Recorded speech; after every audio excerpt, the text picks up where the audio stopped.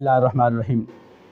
हज के अहम और ज़रूरी मसलों को हम आपकी खिदमत में पेश कर रहे हैं। अल्लाह ताला हम सबको सुन्नत के मुताबिक और अपने हबीब के तरीक़े के मुताबिक अपने हुक्मों को अदा करने की तौफ़ीक़ अता फ़रमाए।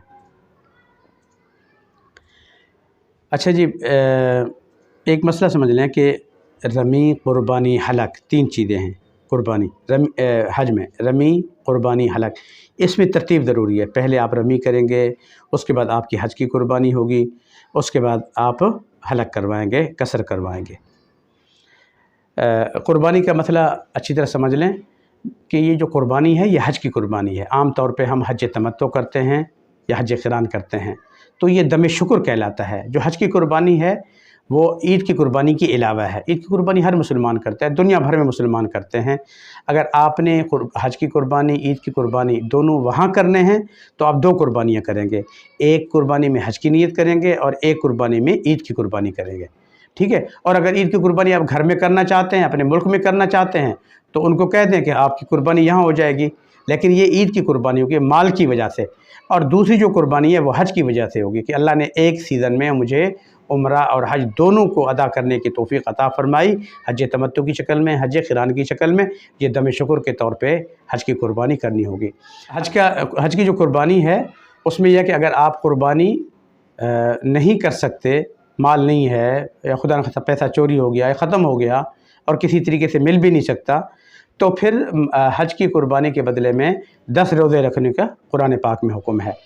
उसका तरीका यह है कि 3 रोज़े जो है वो हज से पहले पहले रखने हैं और 7 रोज़े आप हज के बाद रखेंगे। बहरहाल ये उसके लिए जो हज की क़ुरबानी ना कर सके।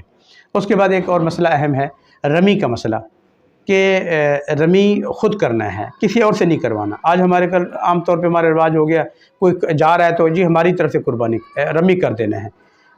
मियाँ जा रहे हैं तो बीवी के पत्थर भी मार के आ जाते हैं।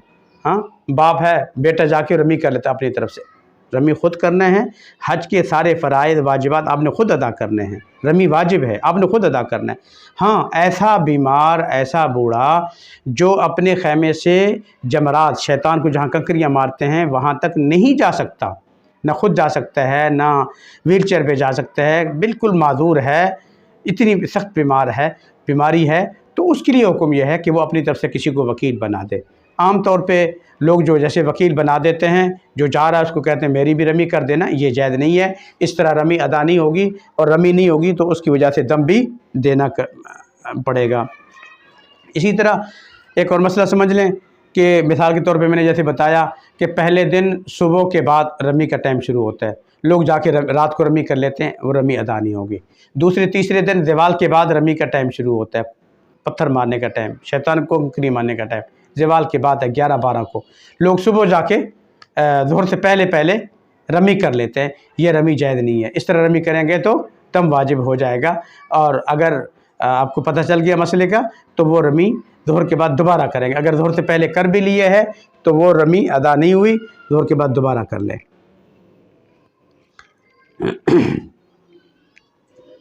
तवाफ़ विदा, एक मसला समझ लें कि लोग हज के बाद तवाफ़ विदा कर लेते हैं और उसके बाद समझते हैं कि अब हरम में हमारे लिए जाना जायज़ नहीं। ऐसा नहीं है। अगर आपने हज के बाद अलविदाई तवाफ़ कर लिया जो कि वाजिब है, तो उसके बाद अल्लाह ने आपको टाइम दिया है, 1 दिन 2 दिन 2-4 घंटे आपके पास टाइम है। आप बैतुल्लाह शरीफ जा सकते हैं, नमाज़ें पढ़ सकते हैं और तवाफ़ भी कर सकते हैं।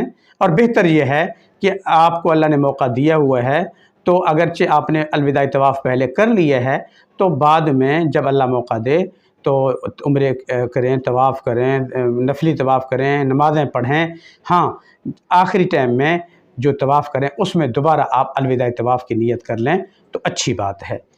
तो ये चंद अहम और ज़रूरी मसले जो मेरे सामने थे वो आपकी खिदमत में मैंने अर्ज़ कर दिए हैं।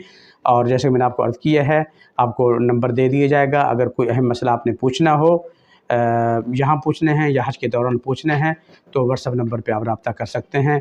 अल्लाह ताला हम सबको सुन्नत के मुताबिक फ़राइज़, वाजिबात, सुनन और सही तरीके से हज और उम्रा के मनासिक अदा करने की तौफ़ीक़ अता फ़रमाए। आमीन व आखिर दावाना अल्हम्दुलिल्लाहि रब्बिल आलमीन।